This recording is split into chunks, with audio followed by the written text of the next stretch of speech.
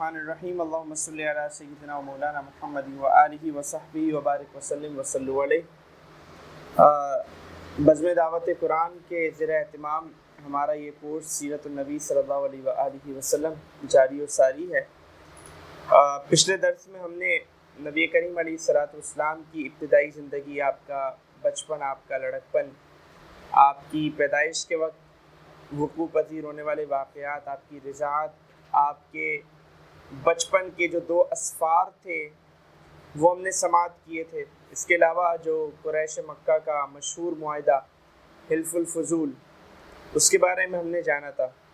تو آج انشاءاللہ ہم اپنی گفتگو کو آگے بڑھائیں گے اور نبی کریم علیہ الصلوۃ والسلام کی سیرت طیبہ کو مزید انشاءاللہ سنیں گے۔ حلف الفضول کے بعد جو چیزیں سیرت النبی صلی اللہ علیہ وآلہ وسلم میں بیان کی جاتی ہے، اہم چیزیں، ان میں سے ایک اہم بات یہ کہ جب نبی کریم علیہ الصلوۃ والسلام کی عمر مبارک 25 برس ہوئی، 25 ایئرز اولڈ، تو اس وقت آپ علیہ السلام نے نکاح فرمایا حضرت خدیجۃ الکبریٰ رضی اللہ تعالی عنہا کے ساتھ۔ اچھا، اب نکاح سے پہلے، حضرت خدیجہ سے نکاح سے پہلے جو ایک بڑا اہم واقعہ ہوا وہ یہ ہوا کہ نبی کریم علیہ الصلوۃ والسلام بیسکلی، جیسے میں نے آپ کو بتایا تھا کہ وہ جناب ابو طالب کی کفالت میں تھے، اور نبی کریم علیہ الصلوۃ والسلام نے لڑکپن ہی کی عمر میں بکریاں بھی چڑھائی تھیں، اور نبی کریم علیہ الصلوۃ والسلام خود فرماتے ہیں کہ میں بکریاں چڑھاتا تھا اور اس کے بدلے مجھے جو ہے وہ اس کا معاوضہ بھی ملا کرتا تھا۔ تو یہ نبی کریم علیہ الصلوۃ والسلام اس لیے فرمایا کرتے تھے کہ وہ اپنے چچا کا کچھ بوجھ بانٹ سکے۔ آپ دیکھیں کہ جب نبی کریم علیہ الصلوۃ والسلام کی شادی ہو جاتی ہے تو اس وقت یا شادی سے کچھ عرصہ قبل نبی کریم علیہ الصلوۃ والسلام حضرت علی کو اپنی زیر کفالت لے لیتے ہیں۔ اسی طرح حضرت حمزہ بھی ابو طالب کے ایک بیٹے کو اپنی زیر کفالت لے لیتے ہیں۔ تو اس وقت بھی، یعنی جب آپ زیر کفالت تھے ابو طالب کے، تو اس وقت بھی آپ کیا کرتے تھے؟ آپ بکریاں چراتے تھے تاکہ اپنے چچا کا کچھ بوجھ بانٹ سکے۔ اب ہوا کچھ یہ کہ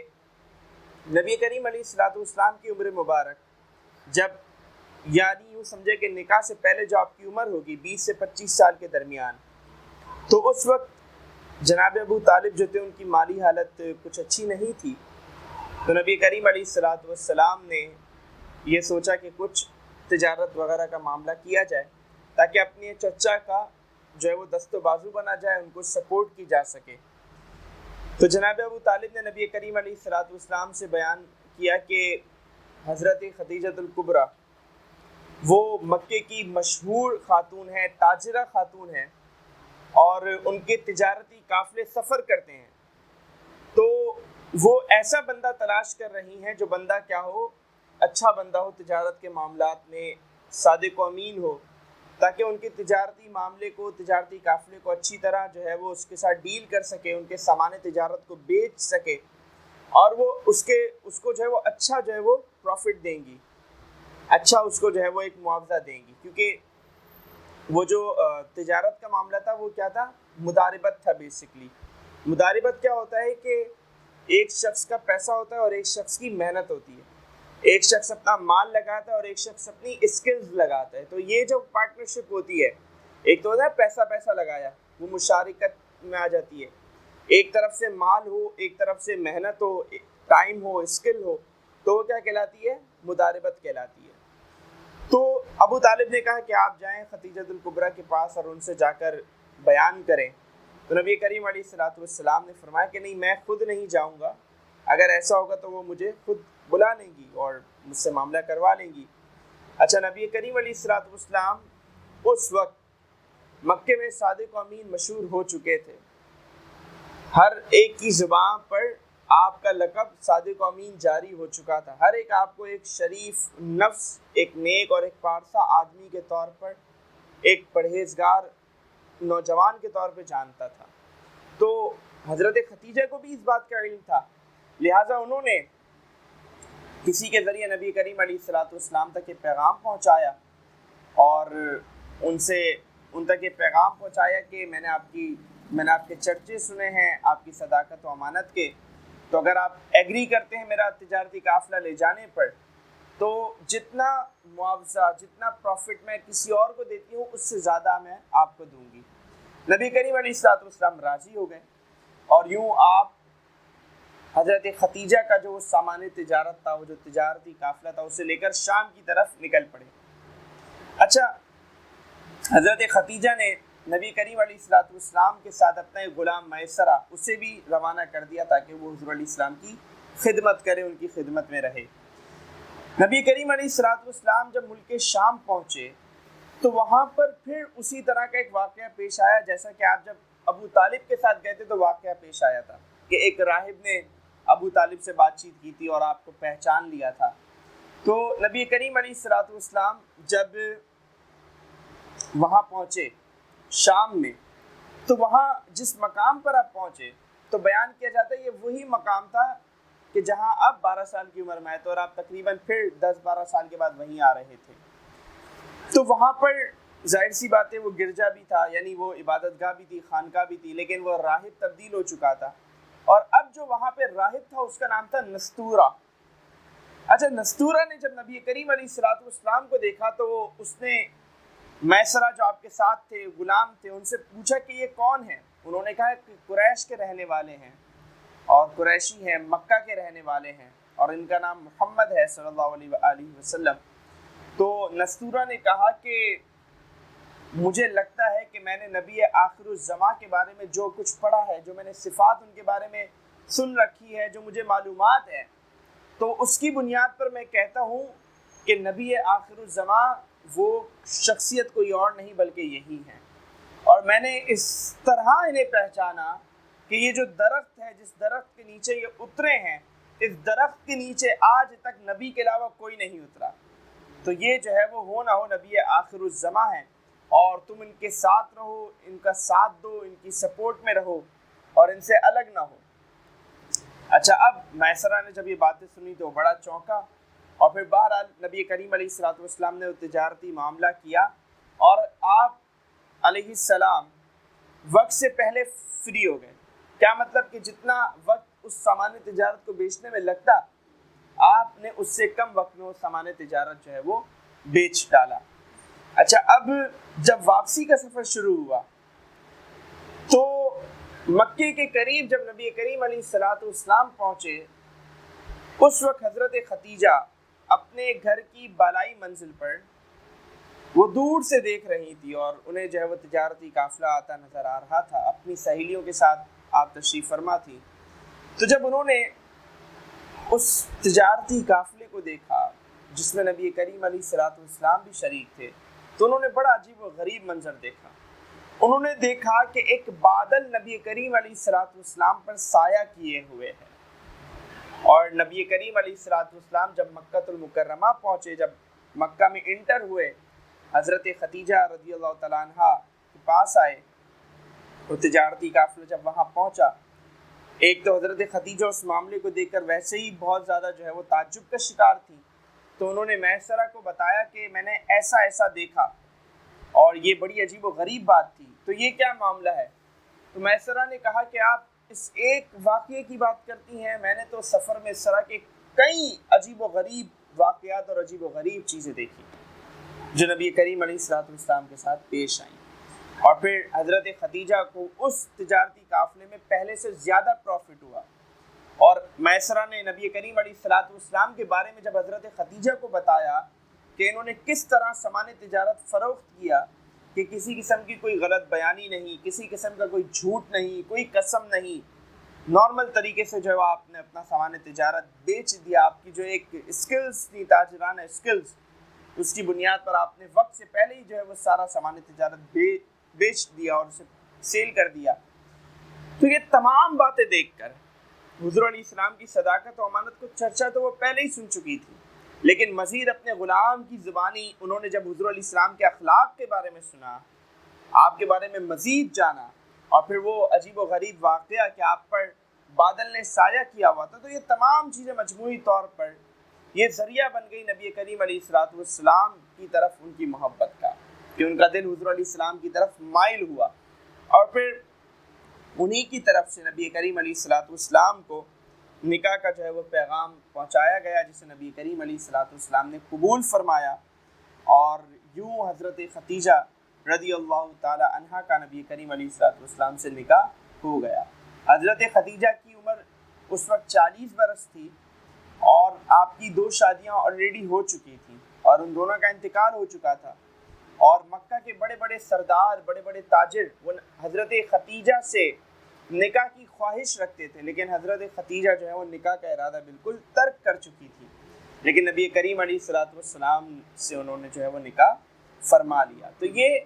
25 سال کی عمر تک کا ایک پوری ہم نے سیرت کو سنا کہ کیا نبی کریم علیہ الصلوۃ والسلام کی جو ہے وہ زندگی کے اہم واقعات اس 25 سالوں میں پیش آئے، بچپن سے لے کے اب تک.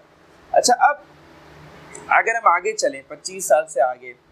تو ہمیں ویسے کوئی بہت زیادہ خاص واقعہ نہیں ملتا سیرت کی کتابوں میں 25 سال سے لے کر 35 سال تک. لیکن 35 سال کی جب عمر ہوئی نبی کریم علیہ الصلوۃ والسلام کی، تو اس وقت کا ہمیں ایک بڑا عجیب و غریب واقعہ ملتا ہے، بڑا دلچسپ واقعہ ملتا ہے حضور علیہ السلام کی سیرت سے. وہ یہ کہ مکہ میں سیلاب آ گیا، اور جب سیلاب آیا تو مکہ جو تھا وہ ڈھلان میں بیسکلی واقع تھا، ڈھلان میں تھا. تو جب سیلاب آیا، بارشیں ہوئی، تو پہاڑوں سے جب پانی آیا تیزی سے، تو جب پانی آیا، کیونکہ جب اگر آپ نے کبھی دیکھا ہو پہاڑوں سے جب پانی اترتا ہے کتنا تیز ہوتا ہے، وہ بہت زیادہ تیز ہوتا ہے. تو جب تیزی سے پانی آیا اور چاروں طرف سے، تو مکہ کی جو عمارت تھی وہ شہید ہو گئی، وہ گر گئی. تو اب قریش نے کیا کیا، اسے بنانے کے لیے سوچ و بچار کرنا شروع کی، غور و فکر شروع کیا کہ ہمیں اس عمارت کو جو ہے وہ بنانا ہے. اب قریش کے جتنے قبیلے تھے، اچھا اس وقت قریش کے حالات بھی کوئی بہت زیادہ اچھے نہیں تھے، اور قریش کے جتنے قبیلے تھے وہ آپس میں مل جل کے بیٹھے، اور انہوں نے کہا کہ ہم کیوں نہ ایسا کر لیں کہ مکہ یہ جو کعبۃ اللہ ہے اس کی یہ 4 دیواریں ہیں، تو ایک ایک دیوار کی ذمہ داری ایک ایک قبیلہ اپنے سر پہ لے لے، کہ ایک دیوار قریش بنائیں گے، ایک دیوار فلاں بنائیں گے، ایک دیوار فلاں بنائیں گے.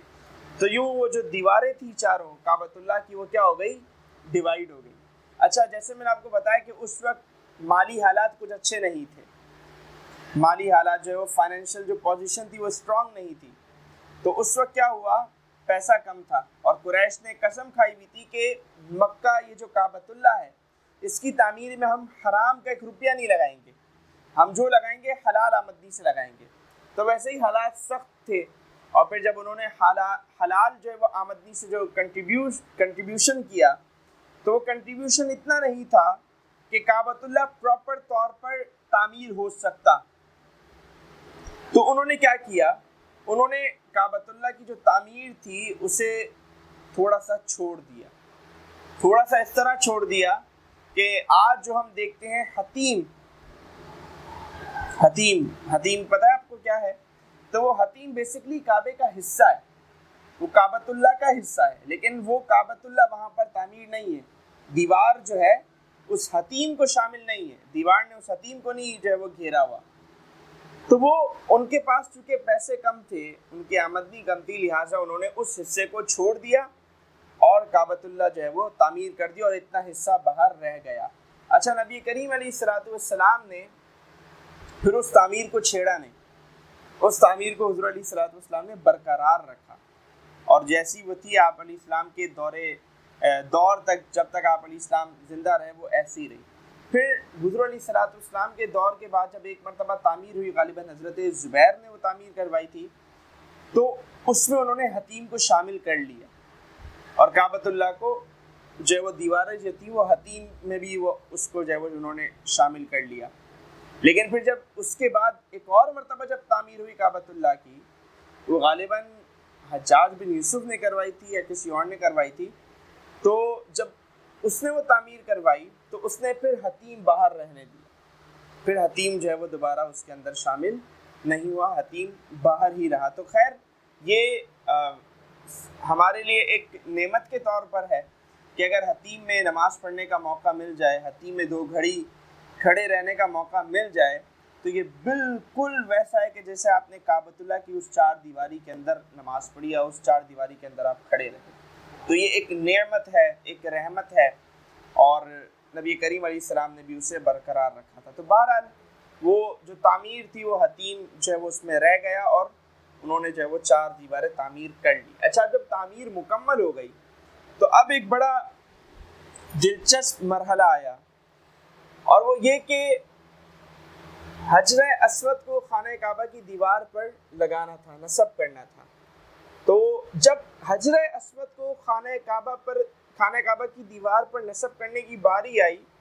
تو وہ جو قبیلے تھے جنہوں نے ایک ایک دیوار اپنے ذمے لی ہوئی تھی وہ سب آپس میں لڑ پڑے,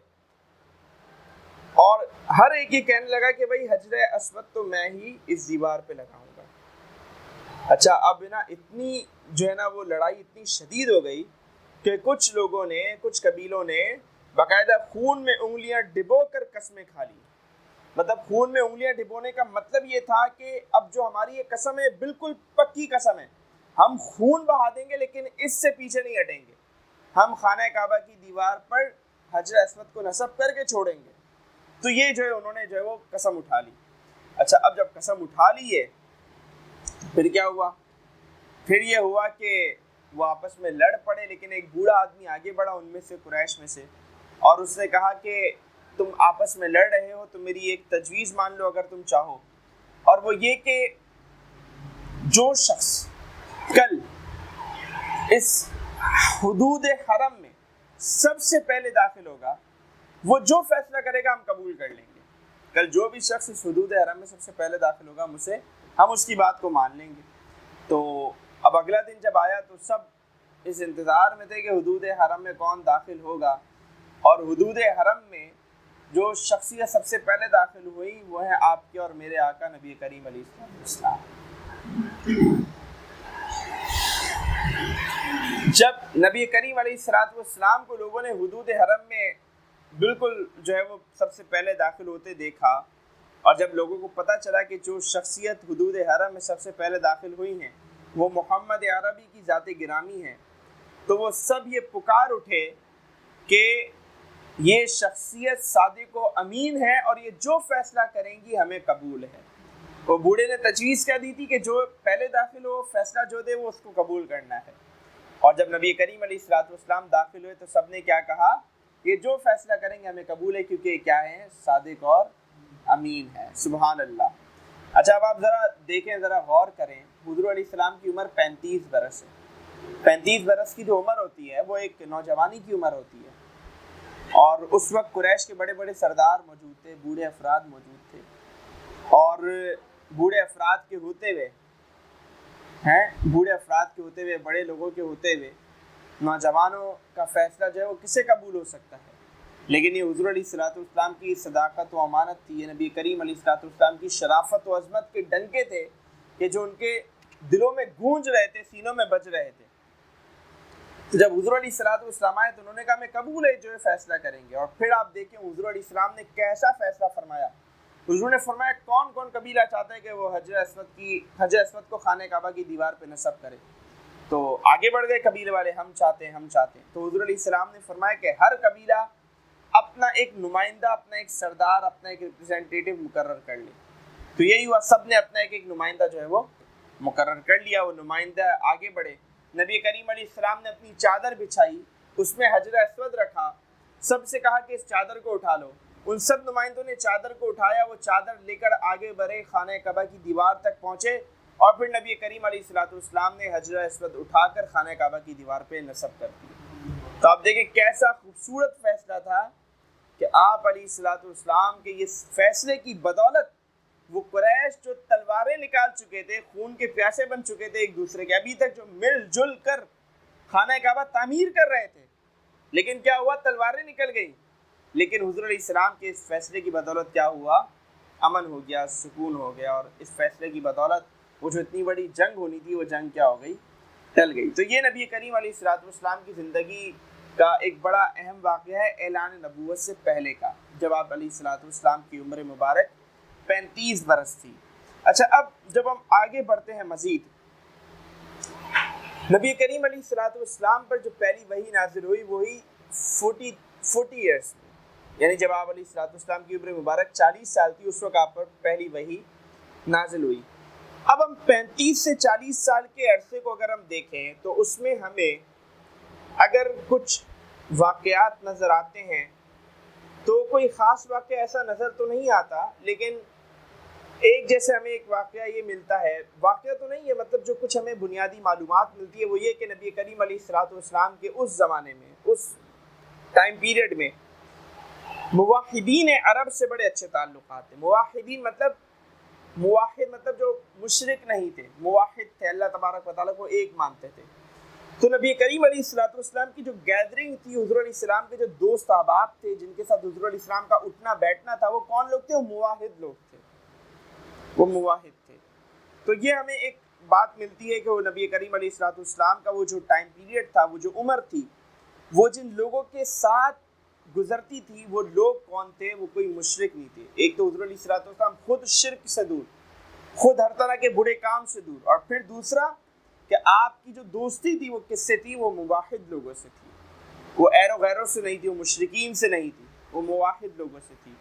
اچھا، ایک جیسا ہمیں واقعہ ابھی جیسا ہم نے حضور علیہ السلام کی صداقت و امانت کے بارے میں سنا، آپ کی معاملہ سازی کو دیکھا، آپ کی فہم و فراست کے بارے میں سنا، ایک واقعہ ہمیں ملتا ہے جیسے کہ ایک صحابی بیان کرتے ہیں،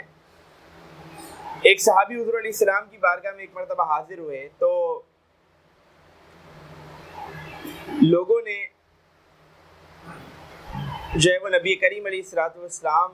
کو ان کا تعارف پیش کرنا چاہا۔ تو نبی کریم علیہ الصلوۃ والسلام نے لوگوں سے فرمایا کہ میں نے بہت اچھے طریقے سے جانتا ہوں۔ اور وہ جو صحابی تھے ابھی جو ایمان قبول کر رہے تھے، ایمان قبول کرنے والے تھے یا کر چکے تھے، انہوں نے کہا کہ جی ہاں، نبی کریم علیہ السلام مجھے بہت اچھے سے جانتے ہیں، کیونکہ ایک مرتبہ واقعہ یہ ہوا کہ نبی کریم علیہ الصلوۃ والسلام سے میں نے کچھ لین دین کا واقعہ کیا، اور ہم ایک مقام پر تھے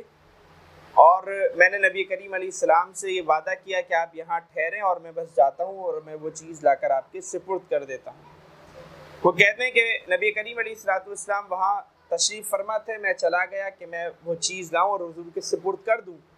لیکن جب میں وہاں سے نکلا تو میں بالکل بھول گیا۔ اور وہ صحابی بیان کرتے ہیں مجھے 3 دن بعد یاد آیا کہ میں نے حضور علیہ السلام سے وعدہ کیا تھا اور مجھے وہ چیز انہیں دینی ہے، انہیں سپرد کرنی ہے۔ تو کہتے ہیں میں جب 3 دن کے بعد حضور علیہ الصلوۃ والسلام کے بعد جب پہنچا اس مقام پر، تو نبی کریم علیہ الصلوۃ والسلام وہیں تشریف فرما تھے، اور نبی کریم علیہ الصلوۃ والسلام کے جو وہ چہرے مبارک پر کوئی ناخوشگواری کے آثار نہیں تھے، ماتھے پر کوئی سلوٹیں نہیں تھی۔ حضور علیہ السلام نے بس اتنا فرمایا کہ میں تمہارا 3 دن تک یہاں انتظار کرتا رہا۔ اور اس کے علاوہ بھی جو صحابہ حضور علیہ الصلوۃ والسلام سے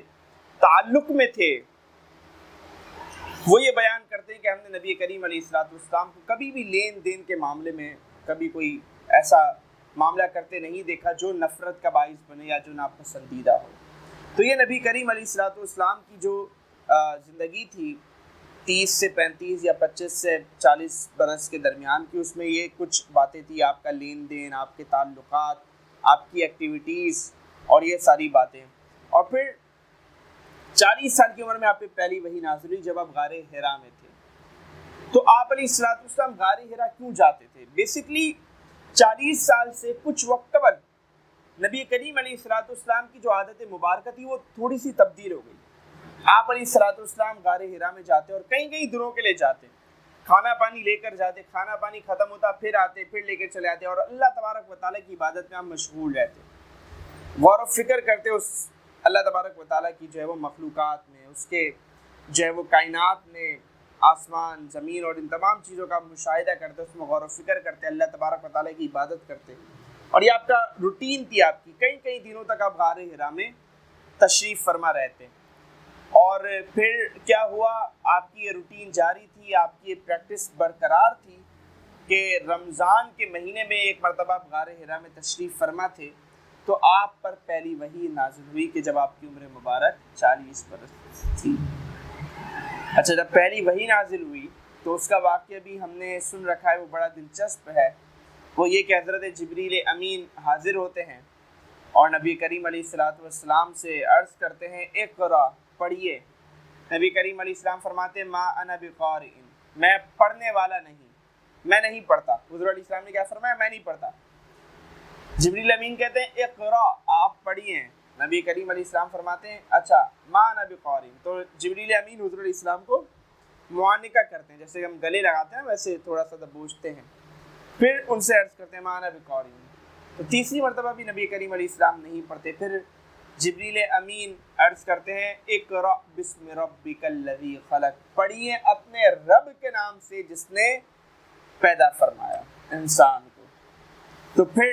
جب جبریل امین یہ کہتے ہیں کہ اپنے رب کے نام سے پڑھیے تو نبی کریم علیہ السلام پڑھتے ہیں، اور وہ 5 آیت نازل ہوئی، اقرأ بسم ربک الذی خلق خلق الانسان من علق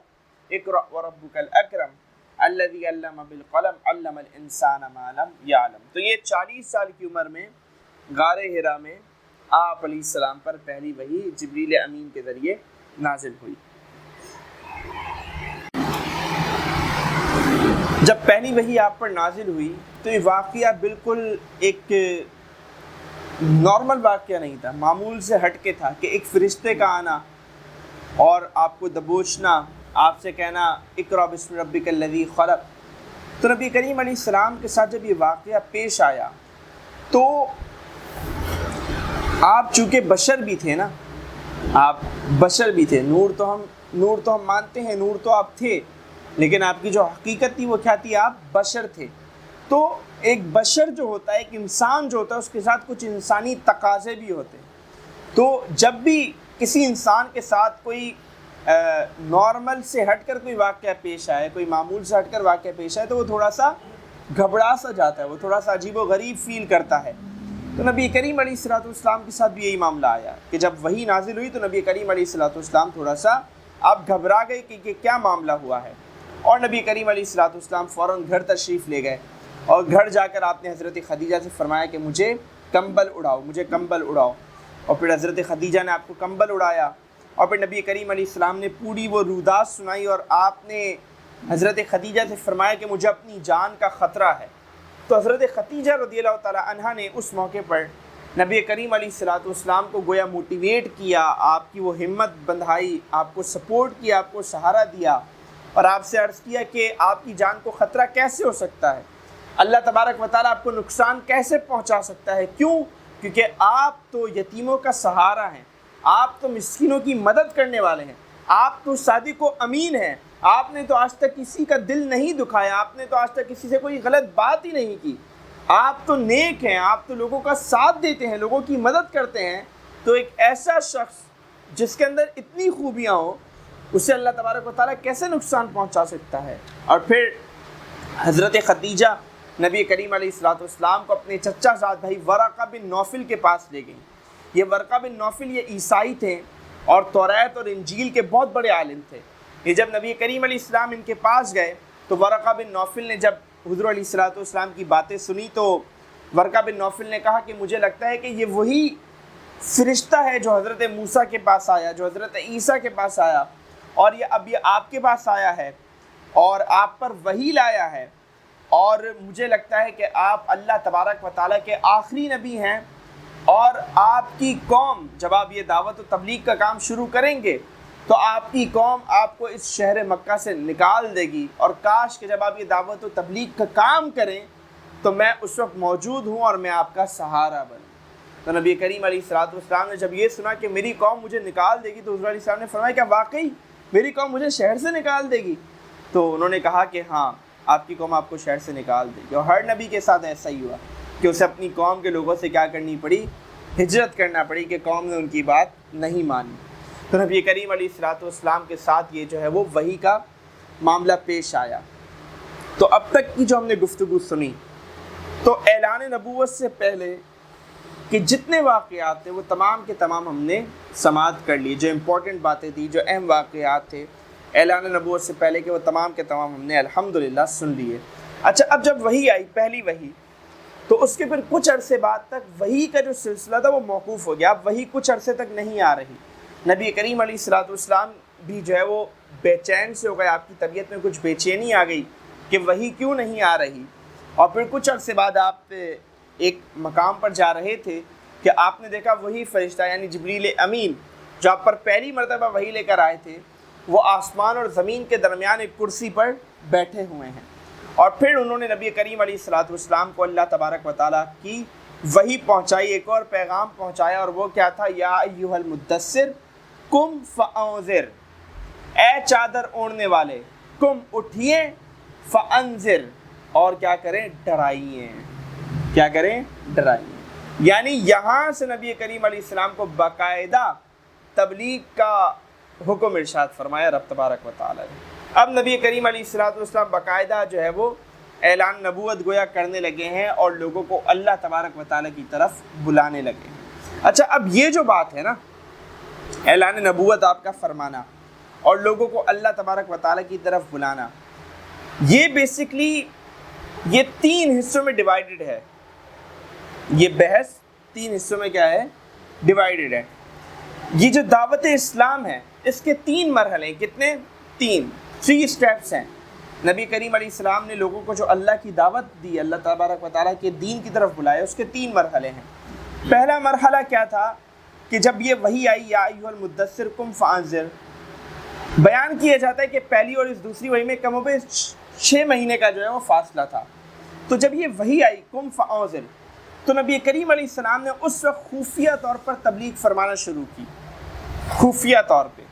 اور اس میں نبی کریم علیہ السلام نے صرف ان لوگوں کو تبلیغ کی دعوت دی کہ جن کے بارے میں آپ کو یہ یقین تھا, یقین کی حد تک آپ کو پتا تھا کہ یہ لوگ دعوت کو قبول کر لیں گے. تو اب جب خفیہ دعوت کا آغاز ہوا تو اس میں سب سے پہلے حضرت خدیجہ نے ایمان قبول کیا,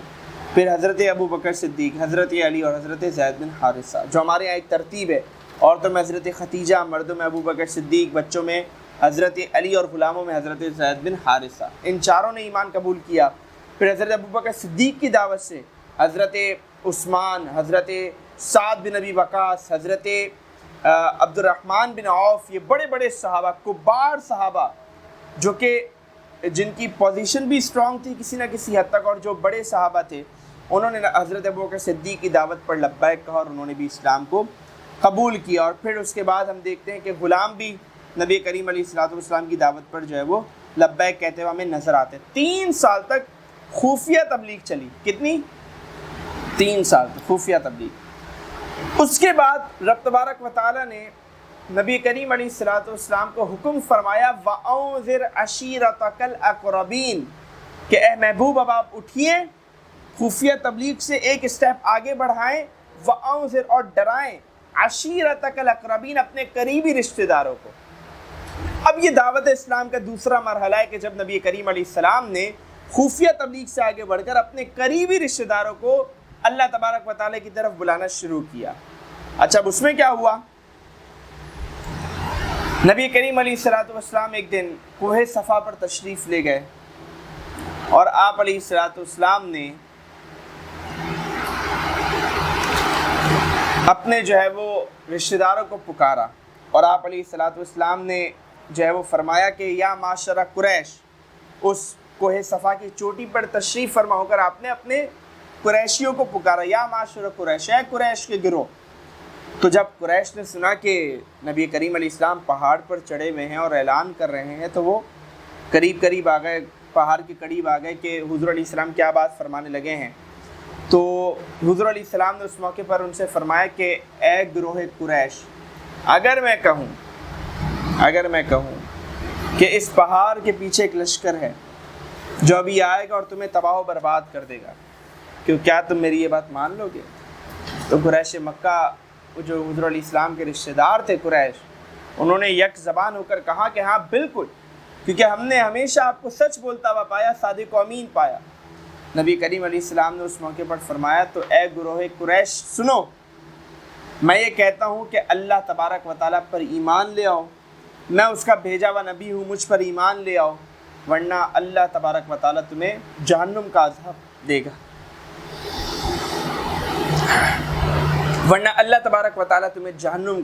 عذاب دے گا. تو جب قریش نے بات سنی تو کچھ لوگ پریشان ہو گئے اور کچھ جو سمجھے کہ بدقسمت لوگ تھے, ابو لہب جیسے لوگ, وہ جو ہے باقاعدہ غصے میں آ گئے کہ, اور وہ کہنے لگے حضور علیہ السلام سے کہ کیا آپ نے ہمیں اس فضول کام کے لیے بلایا ہے، معاذ اللہ، اس طرح کی انہوں نے باتیں کری۔ اور جو ہے وہ ابو لہب نے حضور علیہ الصلوۃ والسلام کی شان میں اس موقع پر گستاخی کی، تو اللہ تبارک و تعالیٰ نے جو ہے وہ پھر فرمایا تبت یدا ابی لہب و تب، کہ ابو لہب کے دونوں ہاتھ ٹوٹ جائیں۔ بہرحال تو یہ دعوت اسلام کا دوسرا مرحلہ شروع ہوا تھا کہ جب نبی کریم علیہ السلام نے پہاڑ کی چوٹی پر تشریف فرما کر قریش کو مخاطب کیا۔ اچھا، اس کے بعد پھر نبی کریم علیہ السلام نے اپنے رشتہ داروں کو ایک دعوت پر بلایا، دعوت کا اہتمام کیا باقاعدہ، اور اپنے رشتہ داروں کو بلایا اور ان سے کہا کہ آپ آئیں اور ہم بیٹھتے ہیں اور بات کرتے ہیں۔ اور پھر اس موقع پر نبی کریم علیہ السلام نے پھر انہیں اللہ تبارک و تعالیٰ کے دین کی طرف بلایا۔ تو جب حضور علیہ السلام نے اپنے قریبی رشتہ داروں کو، اپنے چچاؤں کو اور دیگر لوگوں کو جب دعوت دی، تو وہ لوگ پھر ایک مرتبہ پریشان ہو گئے کہ کیسی باتیں کر رہے ہیں۔ تو اس موقع پر حضرت علی بھی چونکہ حضور علیہ الصلوۃ والسلام کے رشتہ دار تھے، چچا زاد بھائی تھے، اور پرورش بھی پائی نبی کریم علیہ السلام کے گھر میں، تو اس موقع پر حضرت علی رضی اللہ تعالیٰ عنہ کھڑے ہوئے اور انہوں نے کہا کہ یا رسول اللہ صلی اللہ علیہ وآلہ وسلم، میں آپ کی حمایت کرتا ہوں، میں آپ کی حمایت کرتا ہوں۔ مطلب آپ اندازہ کریں، کوئی اسی طرح کا شاید گھر ہوگا اور کوئی اتنے ہی افراد کی شاید مجلس ہوگی، اور نبی کریم علیہ الصلوۃ والسلام جو ہے وہ اپنے چچاؤں سے، اپنے رشتہ داروں سے کہہ رہے ہیں کہ اے میرے چچا، اے میرے رشتہ داروں، میرے ہاتھ پر ایمان لاؤ، وہ وقت آئے گا کہ ہم عرب و عجم پر حکومت کریں گے، عرب و عجم پر سلطنت کریں گے۔ اور جو ہے وہ آپ کے چچا، آپ کے رشتہ دار حیرت سے دیکھ رہے ہیں کہ یہ نوجوان یہ کیا کہہ رہا ہے، عرب و عجم پر حکومت کرنے کی بات کر رہا ہے۔ اور اس موقع پر ان میں سے کوئی آگے نہیں بڑھتا، اور حضرت علی جن کی عمر ابھی بالکل چھوٹی ہے، بچے ہیں، زیادہ بڑے نہیں ہیں، وہ اٹھتے ہیں اور کہتے ہیں یا رسول اللہ میں آپ کا ساتھ دوں گا۔ تو ذرا سوچے وہ کیسا منظر ہوگا۔ تو جو بھی بڑا کام ہوتا ہے نا، اس کی ابتدا اسی طرح ہوتی ہے، پہلی اینٹ اسی طرح رکھی جاتی ہے، لوگ ساتھ نہیں دیتے، لوگ سپورٹ نہیں کرتے، لیکن جب معاملہ آگے بڑھتا ہے تو نیتوں میں اخلاص ہوتا ہے، ہمت ہوتی ہے، ثابت قدمی ہوتی ہے، تو پھر جو مقصد ہوتا ہے اسے جو ہے وہ بندہ پا لیتا ہے، اپنی منزل کو بندہ پہنچ جاتا ہے۔ بہرحال تو یہ دعوت اسلام کا دوسرا مرحلہ تھا جس میں نبی کریم علیہ السلام نے بالخصوص اپنے قریبی رشتہ داروں کو کیا دی؟ دعوت دی۔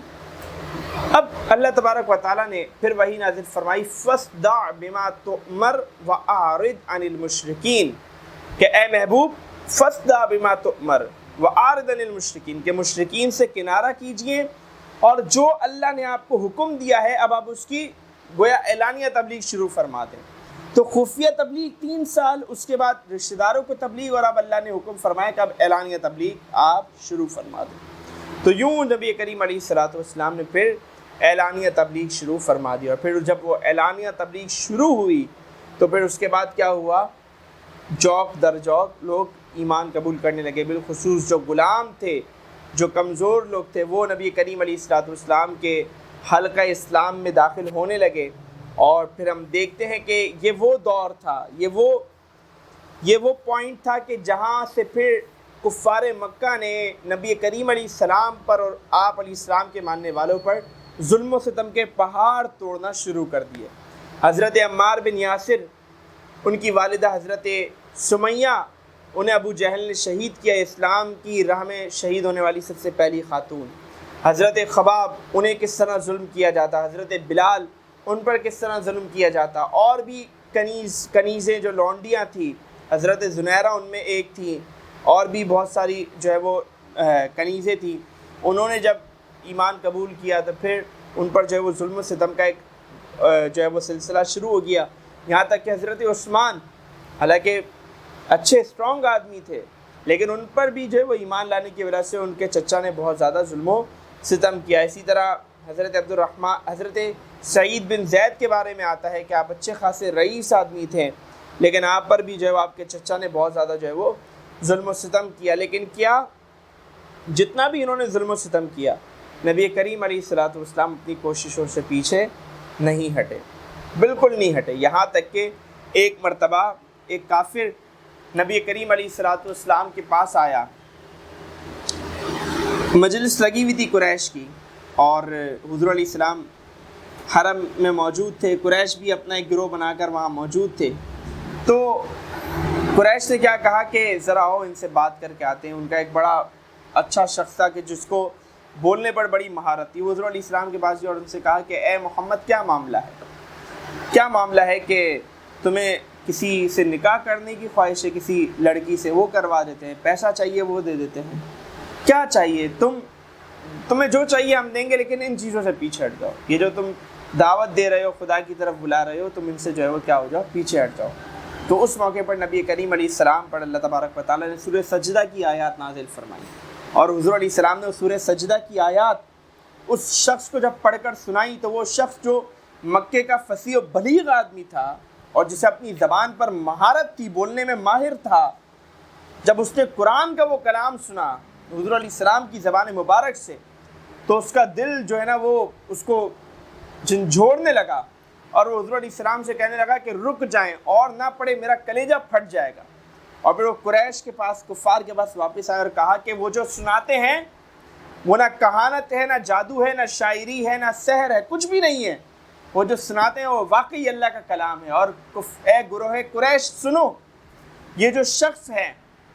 اگر یہ واقعی اپنی بات میں سچا ہے اور واقعی اس کی عرب و عجم پر حکمرانی نافذ ہو جاتی ہے تو تمہیں اس میں کیا مسئلہ ہے, تم بھی تو قریش ہو, تمہاری ہی نیک نامی ہے.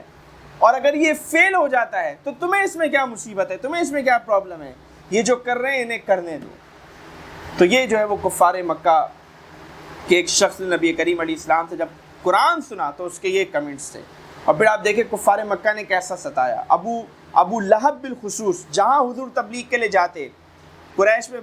عرب میں باقاعدہ میلے لگتے, بازار لگتے, حضور علیہ السلام بازاروں میں جا کر تبلیغ فرماتے, تو ابو لہب پیچھے پیچھے آ جاتا, مٹی ڈالتا, کہتا یہ میرا بھتیجا ہے, یہ دیوانہ ہو گیا ہے, معاذ اللہ وغیرہ اس طرح کی جو ہے وہ باتیں کرتا ابو لہب. اور نبی کریم علیہ السلام کو دعوت نہیں دینے دیتا, لوگوں کو اللہ کی طرف بلا نہیں دیتا. ایک مرتبہ عرب میں ایک بہت بڑا میلہ ہونے لگا تھا, ایک کفار کی مجلس جم گئی, انہوں نے کہا کہ ہم کیا کریں, ہم کیا ہتھ کنڈا اپنائیں, یہ تو دعوت دیں گے لوگ ان کی طرف آئیں گے, دور دور سے لوگ آ رہے ہیں, پورے عرب سے لوگ آ رہے ہیں. تو کسی نے کہا کہ کہہ دیں گے یہ جادوگر ہیں, کسی نے کہا کہہ دیں گے یہ دیوانے ہیں, کسی نے کہا کہہ دیں گے یہ مجنون ہے معاذ اللہ, کسی نے کہا کہہ دیں گے جو ہے ان کے ساتھ فلاں مسئلہ ہے, ان کے ساتھ فلاں مسئلہ ہے. تو آخر میں کفار کا ایک شخص بڑا سردار وہ کہنے لگا کہ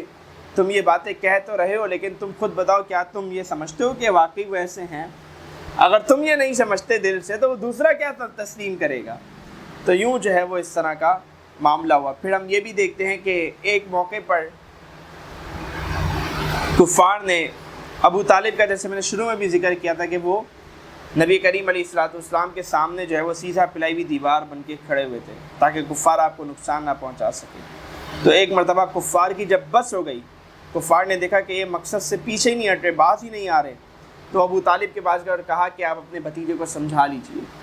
ورنہ جو ہے وہ معاملہ بگڑ جائے گا اور قتل و غارت گری کی طرف جو ہے وہ بات چلے جائے گی, حالات بگڑ جائیں گے, اپنے ہی اپنوں کا خون بہائیں گے. تو اس موقع پر ابو طالب حضور علیہ السلام کے پاس آئے اور ان سے کہا کہ اے بھتیجے کچھ وقت کے لیے دعوت کو موقوف کر دو, کچھ وقت کے لیے, تاکہ معاملہ تھوڑا سا سالو ہو جائے, تھوڑا سا ٹھنڈا ہو جائے. تو اس موقع پر نبی کریم علیہ السلام کی جو سب سے بڑی سپورٹ تھی وہ جناب ابو طالب تھے, اور وہ یہ بات کر رہے تھے.